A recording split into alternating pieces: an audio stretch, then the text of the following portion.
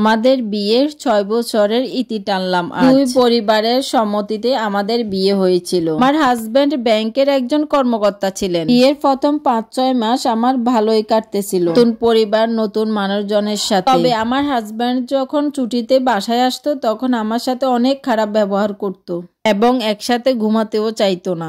সময় লক্ষ্য করে দেখি আমার হাজবেন্ড নাম্বারে প্রতিনিয়ত দীর্ঘ সময় ধরে কথা বলে এবং তাদের কল রেকর্ডিং ছিল একদমই বাজে, মুখে নেওয়ার মতো না। যখন নাম্বারটা চেক দিই তখন দেখলাম যে নাম্বারটা আমাদের পরিবারের একজনেরই।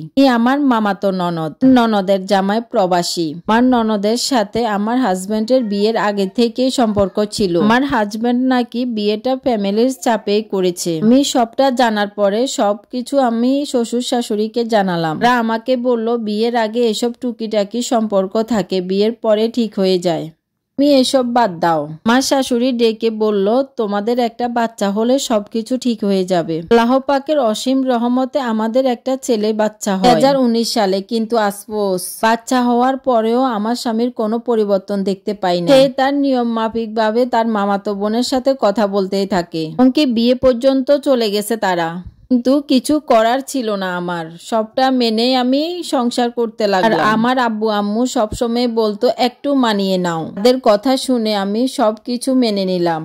গত 1 বছর আগে আমার মামাতো ননদ আমাকে ফোন করে অনেক কথা বলে আমি নাকি তাদের সম্পর্কের মাঝে কাটা হয়ে রয়েছি। আমার হাজবেন্ডের সাথে তার সম্পর্ক, সেই জন্য তার হাজবেন্ড ঠিকমতো বাড়িতে আসে না। এই জন্যই আমার হাজবেন্ড আমার মামাতো ননদকে বিয়ে করতে চায়। তারা দুজন একসাথে সংসার করতে চায়, আর আমি যেন তাদের মাঝে দেয়াল হয়ে না দাঁড়াই তাকে সাপ সাপ বলে দিল। এইসব কথা শোনার পর আমার মেজাজটা অনেক গরম হয়ে গেছিল। তখন আমি তাকে বুঝিয়ে বললাম, দেখো আমার একটা ছোট বাচ্চা হয়ে গেছে, তুমি আমাদের মাঝে আর এসো না। কিন্তু আমার একটা কথাও শুনিনি, এবং কি আমার সন্তানের দোহাই দিয়ে বলেছিলাম আমি সংসারটা করতে চাই। আমাকে অনেক বাজে ভাষায় কথা বলেছিল সেই মেয়ে। এবং পরবর্তী ছুটিতে আমার হাজবেন্ড যখন বাসায় আসে তখন আমি তাকে ডেকে নিয়ে ওর সাথে কথা, কল রেকর্ডিং গুলো আমি সব শুনাই। তাকে বুঝিয়ে বললাম, দেখো আমাদের একটা ছেলে সন্তান হয়েছে, এবং কি আমি তোমার বউ, আমাদের সংসার থাকা অবস্থায় তোমার ওই মেয়ের সাথে কথা বলা একদমই উচিত না।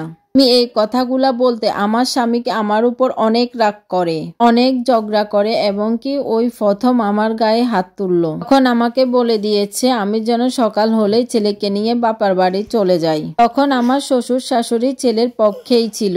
সব ঘটনা নিজের চোখে দেখার পরও একটা বারো নিজের ছেলেকে কিছুই বলেনি। জানেন আপু, আমার একটাই দোষ ছিল, কেন আমি আমার মামাতো ননদের সাথে এসব বিষয় নিয়ে কথা কাটাকাটি করেছি। এত কিছু হওয়ার পর পরের দিন সকালে আমি আমার বাবার বাড়িতে চলে যাই। আমার অবস্থা থেকে আমার আব্বু আম্মু কিছুই বলার ছিল না। তারা কিছুদিন এখানে থাক, রাগ কমলে ওর জামাই এসে ঠিকই নিয়ে যাবে, তখনই তুই চলে যাবি। এরপরে সপ্তাহ গেল, মাসের পর মাস গেল, আমার হাজবেন্ড আমার সাথে একটা বারও যোগাযোগ করেনি। এভাবে দেখতে দেখতে 1 বছর কেটে যায়, এবং কি আমার ছেলেটার কোনো খোঁজ খবরও নেয় নাই। আমরা কেমন আছি, কিভাবে আছি কখনোই জানার চেষ্টা করে না। আমার স্বামীর কথা তো বাদে দিলাম, আমার শ্বশুর শাশুড়ির ননদ আমাকে দেখে নিয়ে গিয়েছিল, আরও আমার সাথে একটা বারও যোগাযোগ করেনি। এর মাঝে আমার এলাকার প্রতিবেশী আংটি এসে আমাকে জানায় আমার ননদ নাকি তার প্রবাসী স্বামীকে ডিভোর্স দিয়েছে, এবং কি আমার হাজবেন্ডকে সে বিয়ে করেছে। আমার মোহরানা টাকা দিতে হবে বলে